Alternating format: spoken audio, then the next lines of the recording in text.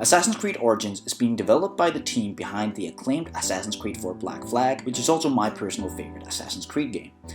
It is a game that refreshed the Assassin's Creed formula by breaking the traditional codes of the series and focusing on a new vision mostly based on exploration. Black Flag was an invitation to go on an epic adventure, to discover a huge open world full of secrets, activities, and locations, and other things like that. For the first time, the open world was truly open to the player and did not contain only big cities, but also villages, islands, caves, etc. The whole thing being explorable at any time with your ship, the Jackdaw.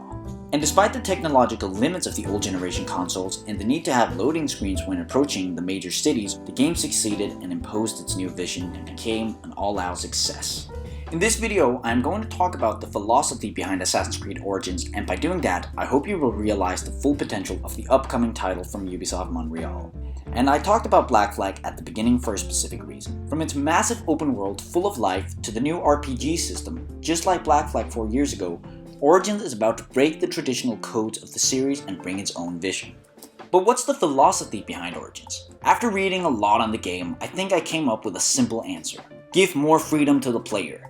It is something that we touched a bit in Black Flag, the feeling of freedom, especially when we were lost in this huge world, but Origins will expand on just that.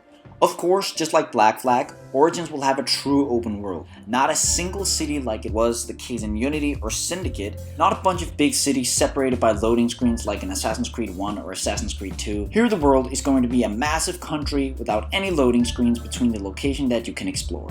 And to enhance this feeling of freedom, players will now be able to climb almost everywhere, even the mountains, and dive underwater at any time. But this idea of giving players more freedom is not limited to giving a huge world fully explorable and seamless. Where players want to be free is in the way they approach missions, and that's precisely what Origins has to offer with its new quest system. In previous games, missions were really linear. Take the assassination missions for example. To complete them, you had to join a specific region of the map where your target was waiting for you, running in circles until you actually killed him or her. And while the recently introduced black box missions in Assassin's Creed Unity and Assassin's Creed Syndicate were a really cool new feature, allowing you to tackle the objective in a new way, it still didn't remove the close and linear aspect of the assassination missions. But it's not that case anymore. In Origins, in fact, missions are now gone, replaced by quests which are more open. And with its new AI system, the world of Assassin's Creed Origins is constantly alive. Each non-playable character lives its own life, has its own goals and needs, meaning that now when you're tracking a target, they won't be waiting for you in a specific region of the world. During the day, they might be traveling across Egypt, and at night they might be sleeping in a bandit camp. This will change significantly the scale at which the missions take place and offer the players more choice in their approach than ever before. To illustrate that, let's take a look at the new gameplay sequence revealed by IGN a few days ago. At the end of the quest, Bayek is about to assassinate a thief. With the help of Senu, he realizes that his target is traveling. Now the players has plenty of choices deciding how they want to complete their objective. They can track him down and follow him to his destination before striking him down. They can ambush him on the road. You can hold down R3 or right stick on the Xbox One to meditate and fast forward time until nightfall to kill the target silently while he is sleeping in his hideout.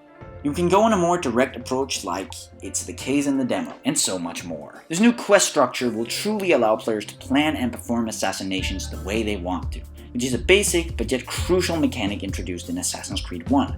But this time, your planning is conducted at the scale of the entire world, which is completely insane. But also, what better way to feel free than to be able to create your own assassin? And that's the case with the new RPG progression. With the skill tree, you will be able to customize Bayek's abilities to make a unique character that responds to your playstyle. If you're more of a combat type of guy, focus on the branch warrior. If you're a ranger, focus on hunter. And if you like to play with tools, choose seer. Of course, you can combine those three branches, and the developers clearly said that each mission was designed to fit with those three playstyles. To go even further in character customization, the game will have a wide variety of weapons and armors that all have different properties and change the way combat works. And finally, with its systematic gameplay, the game will offer new unique gameplay opportunities. Just like in Breath of the Wild, Origins will allow players to play with the environment more than ever before. A concrete example is the ability to play with fire. In Assassin's Creed Origins, Bayek will have a torch which will be really useful in dark locations such as inside pyramids,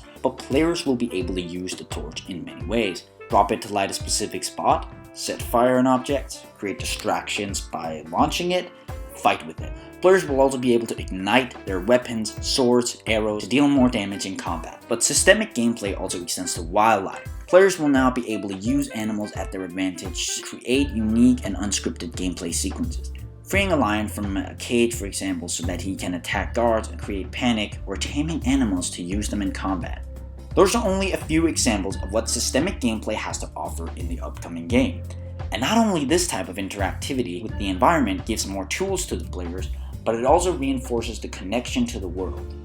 As you probably understand by now, Assassin's Creed Origins seems to be driven by this very simple philosophy, giving more freedom to the players than ever before. Whether it's an exploration, missions approach, customization, everything seems to be made to allow players to craft their own experience and choose their own playstyle.